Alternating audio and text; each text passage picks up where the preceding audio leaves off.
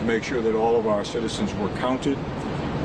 We were relieved to receive the word today that we will keep 9 seats in Congress. However, having said that, there have been shifts within the state. Because of the Census Bureau's delay in preparing both final numbers, in fact, at this exact moment, they've yet to tell us exactly what our state population number is. We still have to receive from them individual numbers from each community, which will allow us to prepare districts for the 2022 election. What we do know is that, first and foremost, based on the estimates that we had, we believe our population was in the range of 6.8 to 6.9 million. The Bureau has confirmed, as part of their press conference this afternoon, that state estimates were within 1%, state actual populations were within 1% of the estimate in most cases. So that gives us some assurance that the number we'll be dealing with will be between 6.8 and 6.9 million. That being said, that would put the average population of a district in Massachusetts at approximately 765,000 persons in each congressional district. We've also been indicated by the numbers released this afternoon that the average district nationwide will be 761,000.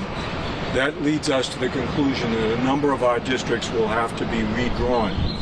In particular, I would point to you at the board that's behind me that some of our existing district lines have actually do not meet the current standard.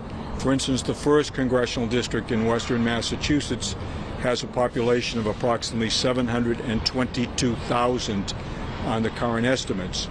It's actually lost 5,000 people by that number from the actual census of 2010. We also look at the 9th Congressional District, which is centered on Cape Cod. Once again, a relatively low number, 745,000. The growth in Massachusetts, based upon the estimates that we have, appears to be primarily concentrated in eastern Massachusetts. So you see, for instance, the 8th Congressional District, represented by Congressman Lynch, which runs from Boston south, appears to have a surplus population, over 800,000 currently residing there. We also have a remarkable similarity in populations among several other districts. If you'll notice, the 5th and 6th districts have approximately 777,000 persons.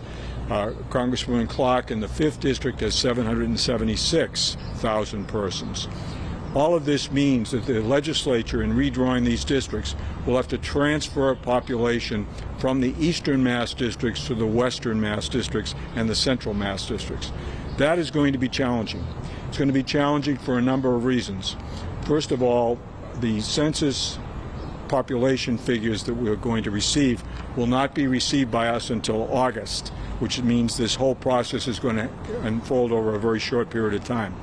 Secondly, because of the shape of Massachusetts and that we're surrounded by other states, the geography of Massachusetts makes it extremely difficult to transfer populations from the east to the west.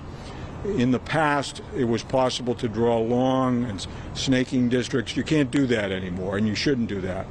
We also have to make sure we preserve the minority-majority district that's located in eastern Massachusetts that was constructed in the last census in 2010. That's currently the 7th district, represented by member Ayanna Pressley. Her district, in fact, has a shape that makes it even more difficult to transfer people. So this is going to be a very challenging process to try to make sure that each of the 9 districts is equally populated.